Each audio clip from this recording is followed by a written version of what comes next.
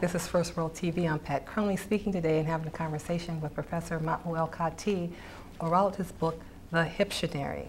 And before break, Professor Mahmoud, what we were talking about were particular words, and you were making distinctions in terms of how the language evolved, particular words and phrases, and concepts that had political implications that correspond to particular types that I had asked you previously, how did you select certain words? And what you were doing, you were saying that you were selecting words that were multi-generational because they covered all the different periods of which, at the time in which we were living here. And I just want to ask you this one thing before we go on, because there's so much to cover. That's so interesting.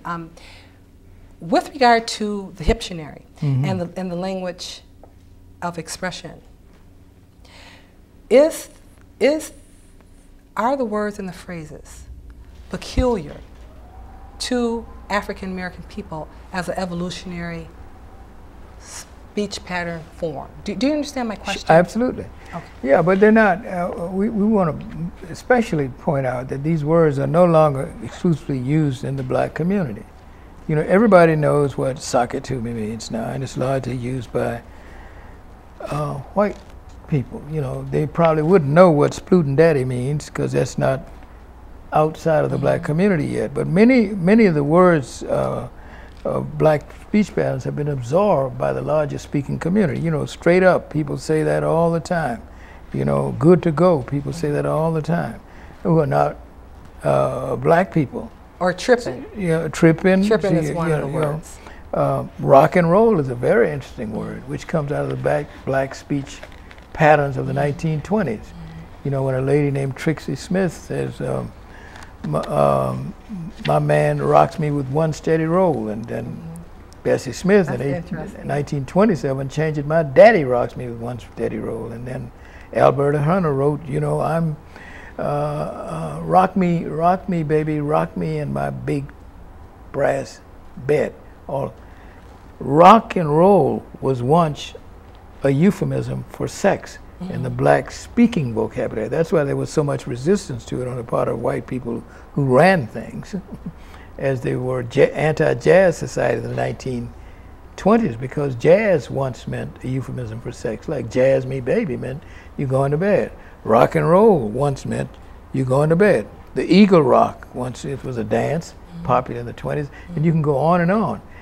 Nitty gritty was once a reference to sex. That's like somebody hitting the spot. That's what nitty gritty meant. Now it's in everybody's speech patterns.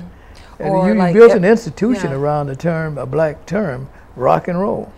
And words like getting together, you know, straight up. Straight up. Staying on the case, you know, just so many things. You feeling me.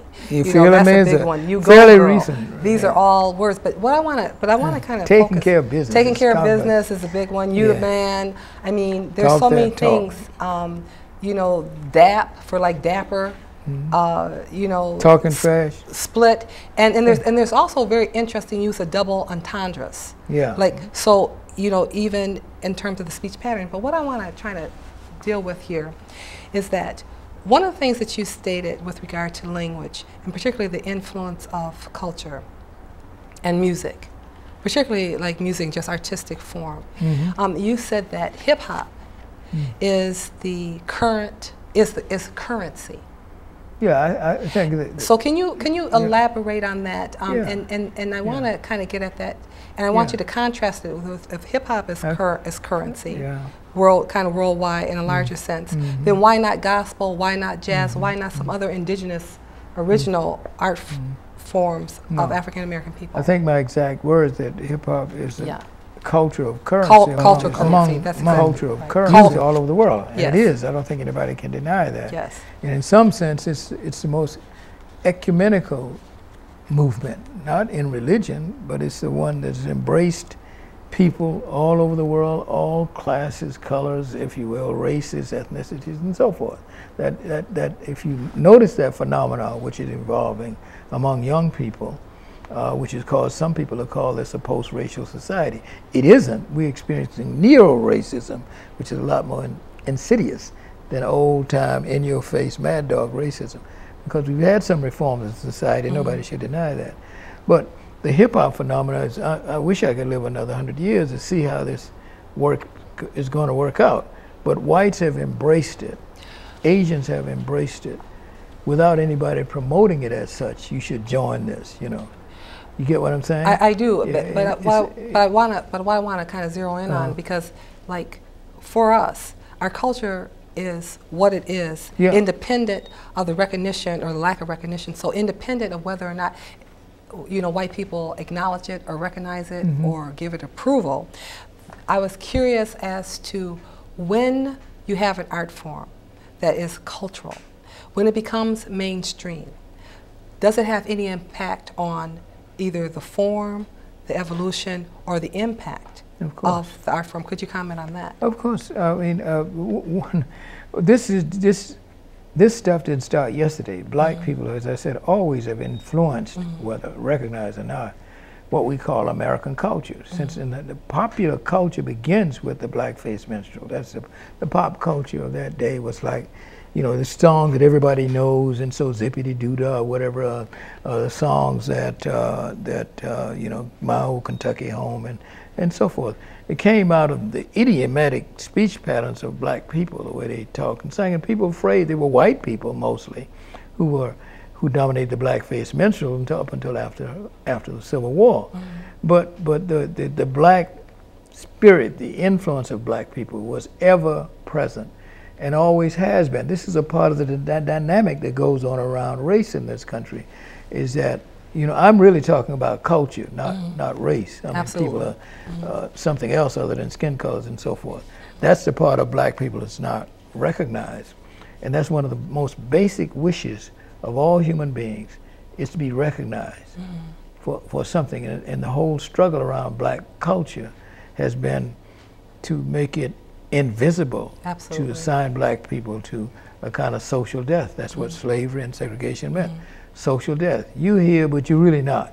And we can only appear through stereotypes. And if you notice, and the literature that's written by other people about black people, most of it until very recently, has to do with you know, being a tragic figure, somebody you feel sorry for, or comedic. You know, that's been a dominant theme till recently. That and also us falling short as a people, as a parent. Oh, of course. That's that's also serious. A part of it. Oh yeah, that's what social death meant. You don't recognize the other part of people's existence, only the deficits, the negatives, and so forth. But people will never define themselves as deficits if they're given an opportunity. And black people, like all other people, affirm themselves. This is what this book is trying to say. Let me put this crystal clear. I'm a praise singer, a lover of the way African Americans speak. Now that's not against anybody. That's like saying I like the color blue. You know, what do you do with that? I like the tonality, I like the combination word, and I'm not the only one. Absolutely. You know, other people, these speech patterns are shared in the world. Patterns of speech are like gestures. You know, it goes along with language. Language is not just speech, you know, it's body talk too. I would guarantee you that what used to be the give me some skin, and you know, give me five, is evolved into what we call the high five. Absolutely. Right? High five is a kind of salute of kinship, brotherhood. You know, it's replaced the dull pat on the butt. You know, somebody in the middle of China is doing a high five right now. Somebody in the South Seas of the islands in Asia are doing that. I'm saying that's a black cultural pattern that's celebrated around the world. You couldn't look at a sporting event without you seeing that happening. And that's because of the expressive nature of black people, the culture, the playfulness and expressiveness of black culture. And the joy, very attractive thing. Yeah, and the joy and the energy of it, because one of the things I really like about your book in terms of definition of hippness was that you included patterns of speech, but also gestures. It's the way you walk, the way you talk, the way that you carry yourself. And so on that note, we're going to take a short break and we'll be back. This First World TV, and I'm Pat Crumley, and we will be right back.